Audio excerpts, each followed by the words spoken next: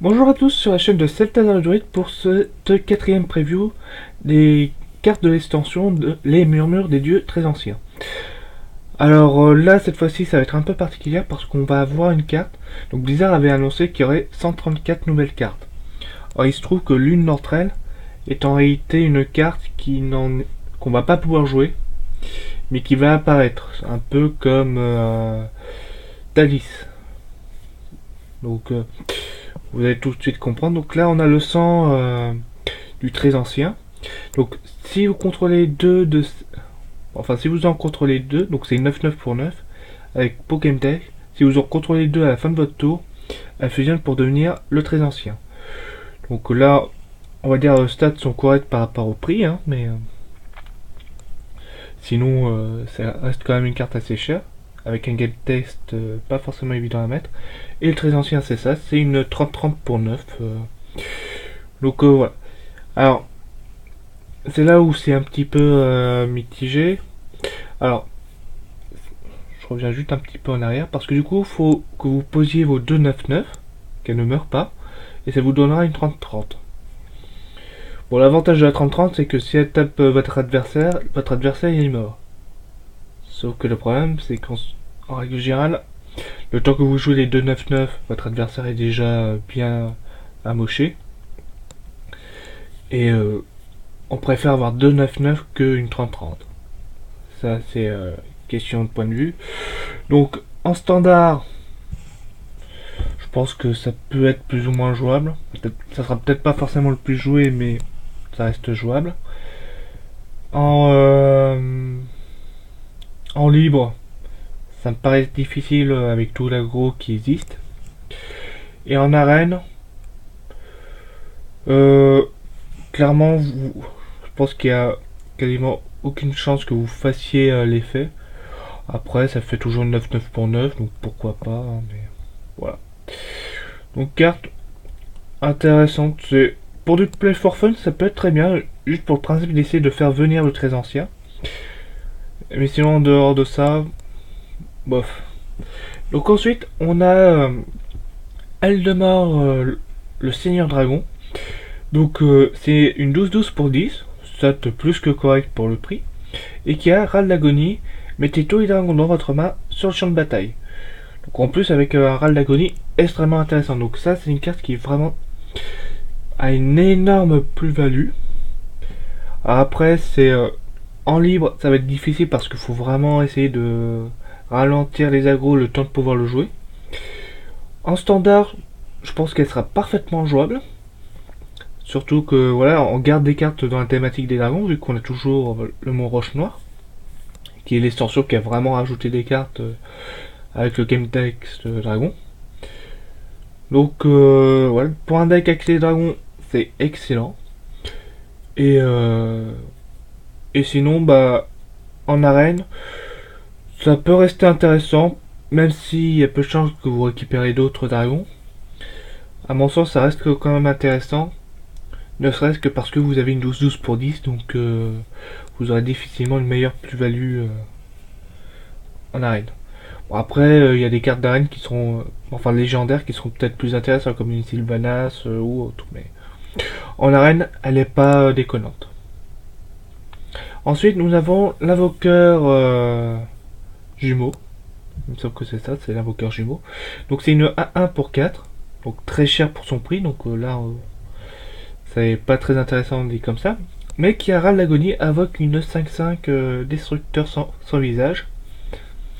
Donc c'est là où du coup ça devient intéressant parce que du coup c'est vous obtenez une 5-5 pour 4, ce qui est plutôt intéressant en termes de prix. Après il faut que la 1 meure, mais j'ai presque envie de dire de toute façon vous aviez déjà le 9 Nérubien qui était 0-2, qui bon à part si elle se faisait silence était quand même intéressant parce que ça vous permettait d'avoir une 4-4 pour 2. Donc là c'est quasi la même chose sauf que l'avantage et ce qui explique pourquoi elle coûte un peu plus cher c'est que comme c'est une 1-1 vous pouvez l'envoyer à la mort. Donc voilà. Donc à mon sens, carte plutôt intéressante qui vaut le coup. Là, on a l'appel de la nature. Donc invoque tous les 3 compagnons. C'est une carte qui coûte 8. Alors, la carte en soi, elle est intéressante parce que bon, les 3 compagnons, je rappelle, donc c'est le sanglier qui est une 4-2 charge, l'ours Micha qui est une 4-4, et Léorne qui est une 2-4 qui donne +1/+1, enfin qui donne +1 d'attaque à tous les autres serviteurs. Donc ce qui fait qu'au final vous vous retrouvez avec une 2-4 qui donne +1/+1 à tous les autres serviteurs, une 5-2 charge et une 5-4 taunt. Donc c'est vraiment plutôt intéressant. Sachant que l'appel de la nature coûte 3, donc au final ça serait comme si vous avez payé 9. Donc là vous payez 8 au lieu de 9, donc c'est plutôt intéressant. Donc voilà. Donc après c'est vraiment plus pour du, je dirais guerrier, enfin du chasseur mid-range qui joue sur les bêtes. Mais en soi c'est la carte. Alors même si certains auraient tendance à dire c'est beaucoup trop late game pour un chasseur, non. Clairement non, c'est pour avoir déjà joué des chasseurs, enfin chasseurs bêtes. Vous avez possibilité de durer, donc vous pouvez arriver jusqu'au tour 10 sans problème. Et si vous pouvez arriver jusqu'au tour 10, vous pouvez jouer cette carte là et ça vous donne une énorme plus-value. Donc en standard, ça me semble très bien. En libre, je pense qu'elle peut être jouable. Et en arène, excellente. Rien à dire, ça vous donne 3 serviteurs. Donc voilà. Là on a Shogun, donc garde démoniste. C'est une 7-7 pour 7, donc stat correct pour le prix. Et qui a clé de guerre. Le prochain sort que vous lancez à ce tour coûte de la vie au lieu du mana. Donc une carte intéressante parce que du coup ça vous permet de jouer un gros serviteur et de pouvoir quand même jouer un sort derrière qui serait un peu plus gros que la normale. Donc pourquoi pas. Et puis bon, le démoniste c'est une classe qui a tendance à perdre des points de vie justement, donc c'est dans le principe. Donc ça peut être aussi en combo par exemple avec un géant de lave ou si jamais vous prévoyez de jouer par exemple comment il s'appelle déjà, Jaraxxus très prochainement. Donc voilà. Moi je dis pourquoi pas. C'est une carte qui a l'air plutôt bonne. En arène, peut-être moins intéressant parce que vous n'aurez pas forcément des sorts, mais en standard libre, pourquoi pas. Elle me semble plutôt bien quand même. Là on a Embrasser les ténèbres. Donc c'est un sort prêtre pour 2 qui fait que à ce tour vos effets de soins infligent des dommages à la place. Alors du coup c'est comme une prêtresse au Kenai, sauf que moi je la trouve intéressante. Pourquoi?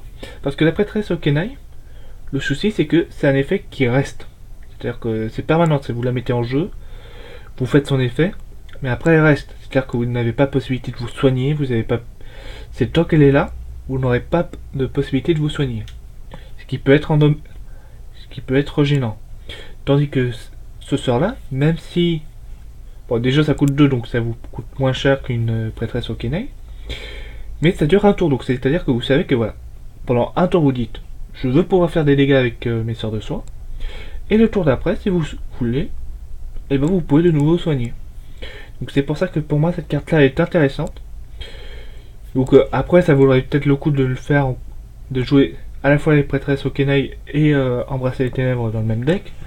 Mais pour moi cette carte là a l'avantage de vous permettre de dire voilà, je fais enfin mes sorts de soin font les dégâts, mais durant juste un tour, pas plus. Donc pour moi c'est ça le principal intérêt de cette carte là. Donc du coup en libre et en construit et en standard ça me semble bien. En arène moins parce que du coup vous n'avez pas forcément accès au combo, donc c'est moins intéressant. Alors que la prêtresse au Kenai elle est plus intéressante en arène même si vous n'avez pas le combo parce que vous avez toujours votre pouvoir héroïque que vous pouvez faire chaque tour. Alors que l'Embrasser des ténèbres, le jouer juste pour faire votre pouvoir héroïque, c'est pas intéressant. C'est plutôt vraiment pour la jouer avec d'autres sorts de soins à côté. Là on a Folie Galopante, donc c'est une carte démoniste pour 3 qui inflige 9 points de dégâts répartis de façon aléatoire entre tous les personnages. En gros vous avez le même effet qu'un avec un bombardier fou, hein, tout simplement. C'est un bombardier fou sans la créature et qui inflige 9 de dégâts. De manière totalement aléatoire. Donc, moi j'ai envie de dire pourquoi pas, ça reste quand même un peu mitigé. En construit ou en libre, ça peut être intéressant pour si jamais vous voulez gérer un peu de l'aggro. Parce que forcément, contre un deck aggro, le deck aggro aura tendance à avoir plein de serviteurs, donc il sera la principale cible des dégâts. En arène, je suis moins convaincu parce que, bon, à la place d'un sort très aléatoire, vous allez avoir possibilité de prendre des serviteurs qui seront quand même un peu plus solides. Voilà. Donc plus pour du construit et vraiment dans une optique de contrer de l'aggro. Alors là, nous avons guerrier de sang.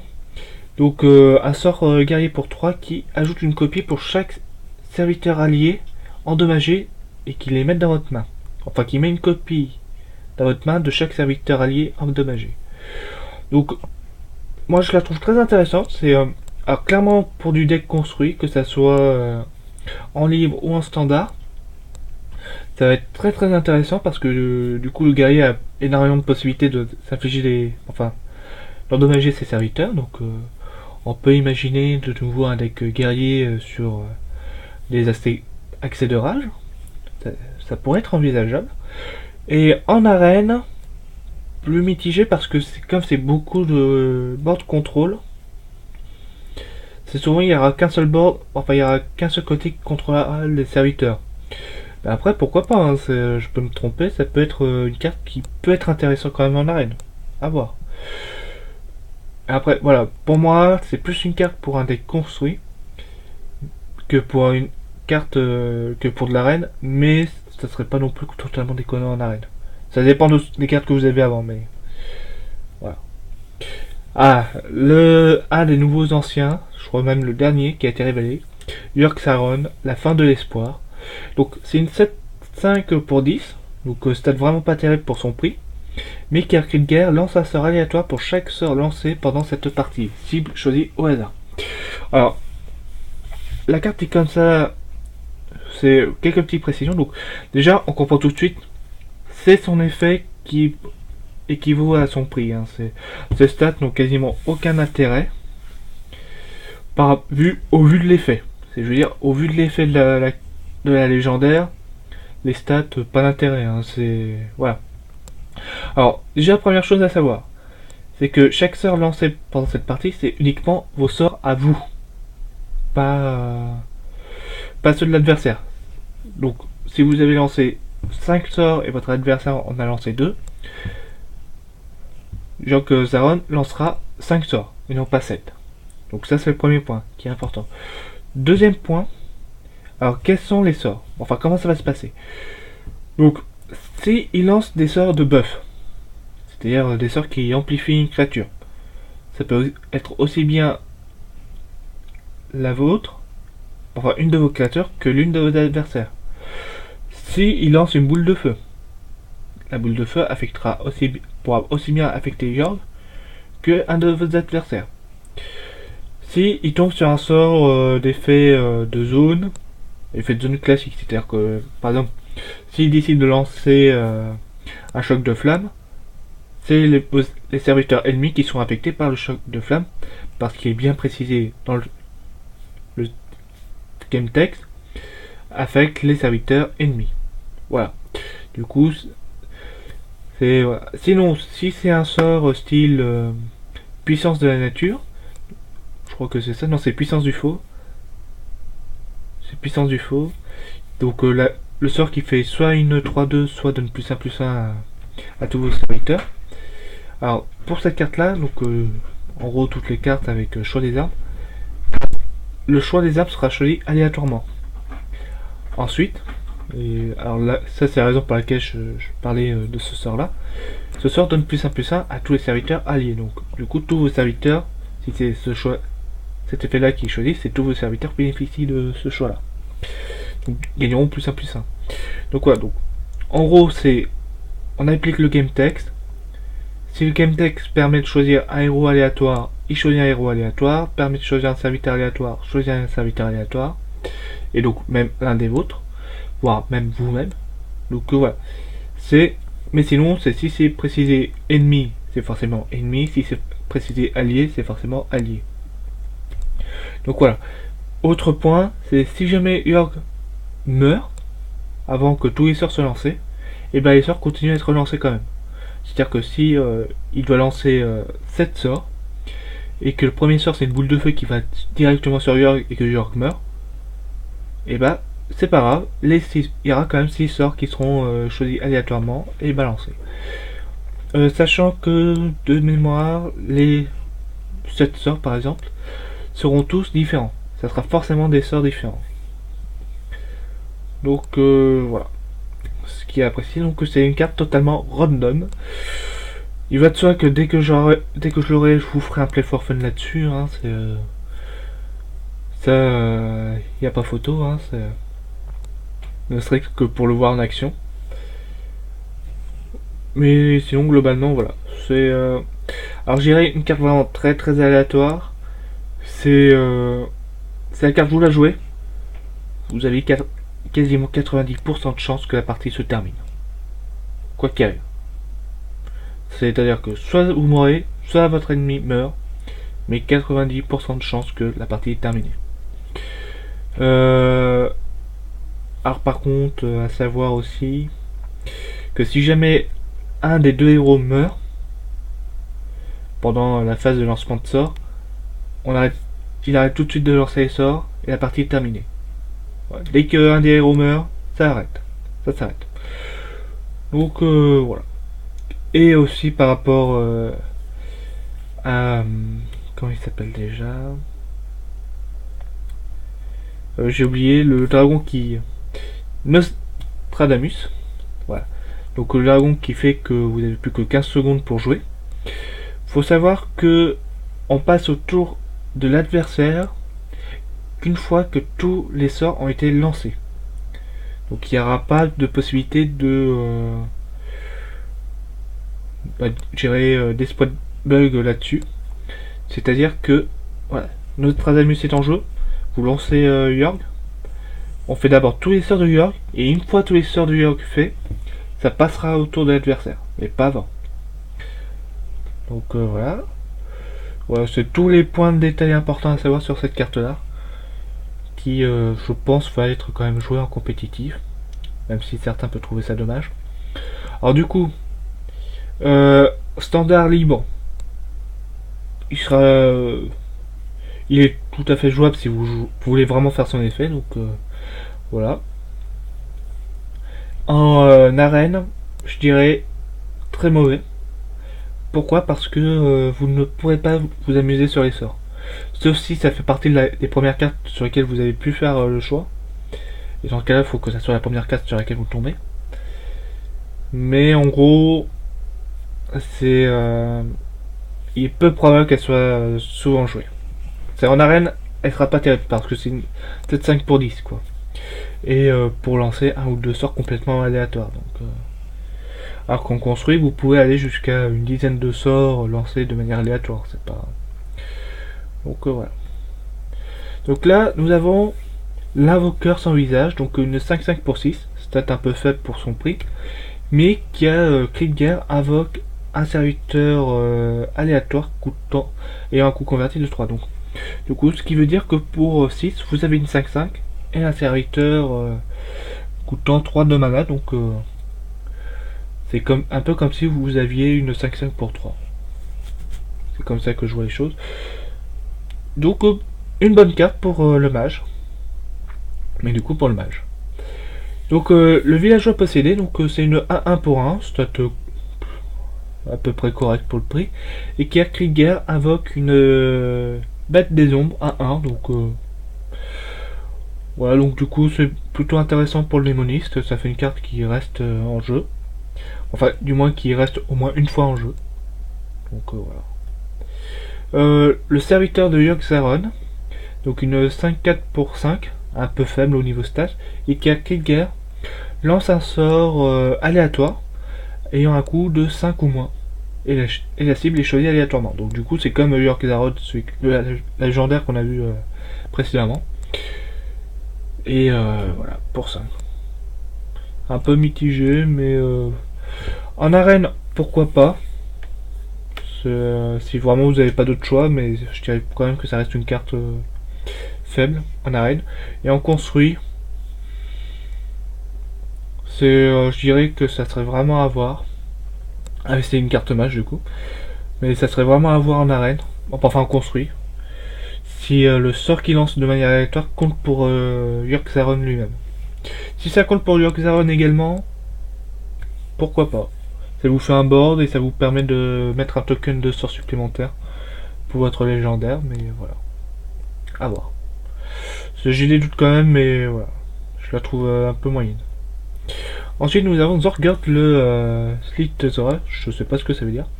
Donc, c'est une 5-9 pour 9, donc stat un peu faible pour son prix, mais qui est taunt et ne peut pas être la cible de sort ou de pouvoir héroïque.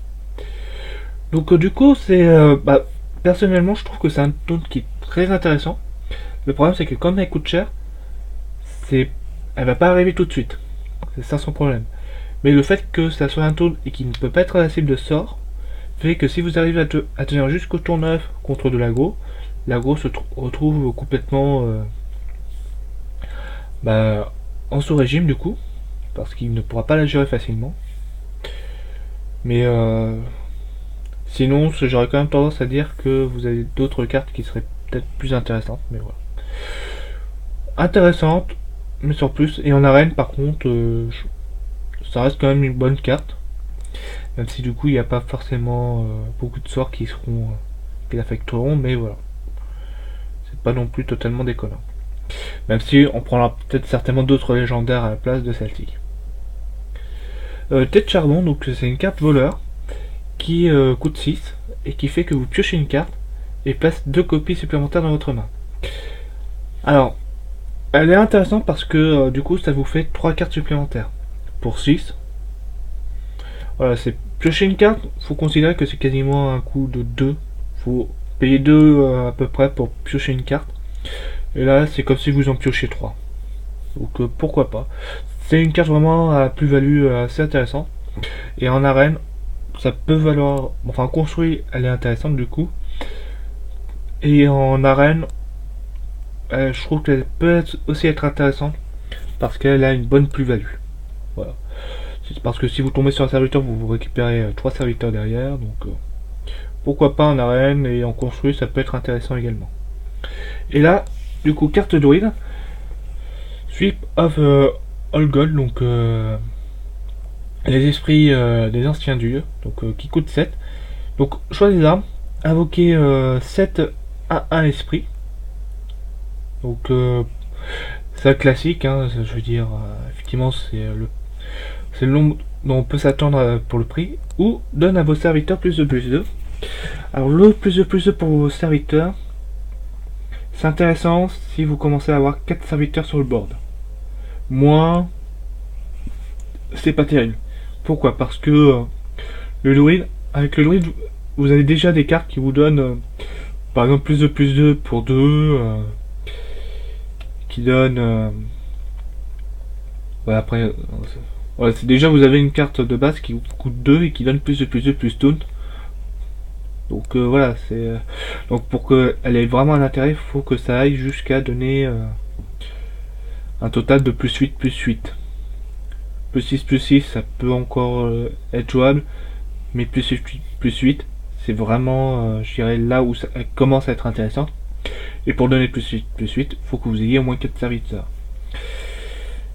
Ce qui fait que c'est assez... Ça, c'est quand même quelque chose qui est assez difficile à avoir en partie. Donc, en arène, bof, vraiment très très moyen comme carte. Et en construit, oh, oui, pourquoi pas, mais à condition d'avoir réussi à jouer d'autres serviteurs avant, c'est d'être vraiment axé sur je joue plein de serviteurs et mes serviteurs ne peuvent pas être détruits. Donc, j'aurais tendance à dire que non, elle n'est pas intéressante. C'est une carte faible. Pour moi, carte faible, mais voilà, après à voir. À voir, hein, mais pour moi, elle est plutôt catégorie faible, aussi bien en arène que en construit. Et donc du coup on a fait le tour des 4 tours. Je rappelle donc que celle-ci est considérée comme étant la 113e 34e carte, ou la du coup 16e carte pour cette revue là. C'est considéré comme comme étant une carte comme une nouvelle carte, donc voilà. C'est s'ils veulent, hein. Donc voilà. Donc j'espère que cette review vous aura plu, et je vous dis à la prochaine, et ciao ciao. Allez, à plus tout le monde.